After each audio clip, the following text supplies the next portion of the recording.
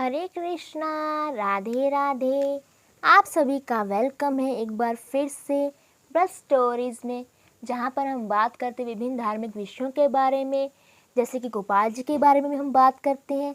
तो फ्रेंड्स, आज हम बात करने वाले हैं, क्योंकि मुझे बहुत से भक्तों के प्रश्न भी आते हैं और बहुत से भक्त जो हैं बहुत से प्रश्न लेकर भी जो है लिखा करते हैं कमेंट बॉक्स में।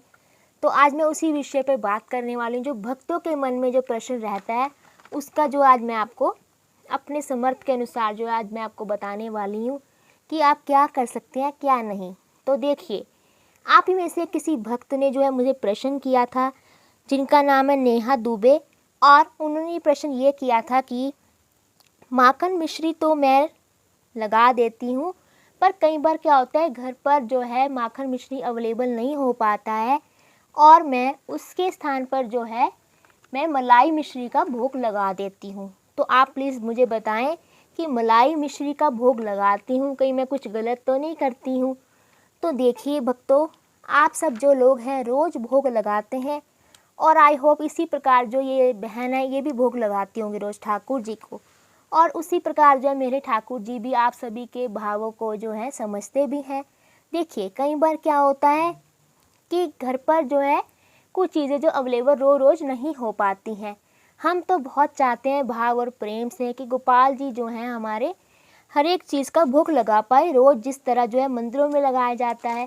देखिए, मंदिरों की बात अलग है, वहाँ पर रोज़ जो है अवेलेबल कराए जाते हैं भोग ठाकुर जी को, बहुत बड़े विशाल रूप से कराए जाते हैं। वहाँ पे रोज़ भक्त आते हैं, तो जो भक्त ही कई बार जो है ठाकुर जी के लिए अलग अलग तरह के भोग भी जो है तैयार करवाते हैं मंदिर में।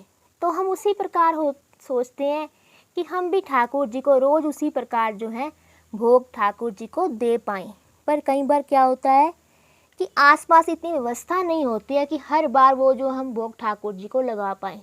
तो देखिए, अब बहुत से भक्त जो हैं जैसे कि निशा दुबे जी हैं, जिन्होंने पूछा कि मैं माखन मिश्री तो लगाती हूँ, पर कई बार मलाई मिश्री का भोग भी लगा देती हूँ, कहीं ठाकुर जी जो नाराज़ तो नहीं हो जाएंगे।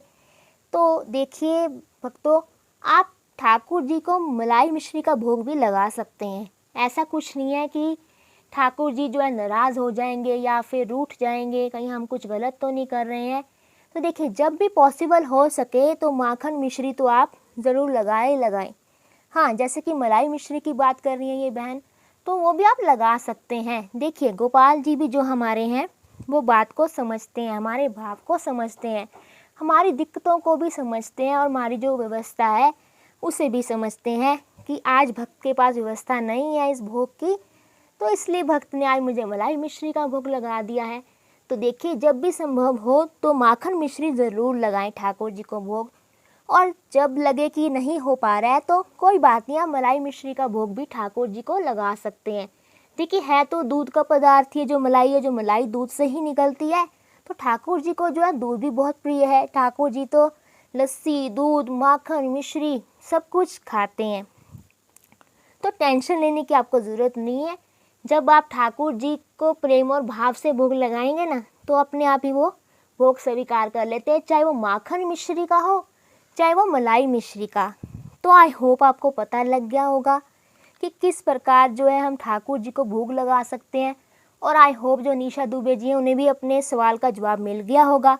देखिए, जो मैं आपको ये बताती हूँ ये कोई मेरी मनगढ़ंत बातें नहीं है, ये जितना मुझे समझ है या मैं कहीं और कथा वगैरह से सुनती हूँ, या फिर जो आप जैसे भक्त होते हैं, जैसे कि इन्होंने अभी शेयर किया अपना एक्सपीरियंस जो बताया कि मैं ये लगाती हूँ क्या लगा सकती हूँ, तो उसी प्रकार जो है हम आपको जवाब दे देते हैं।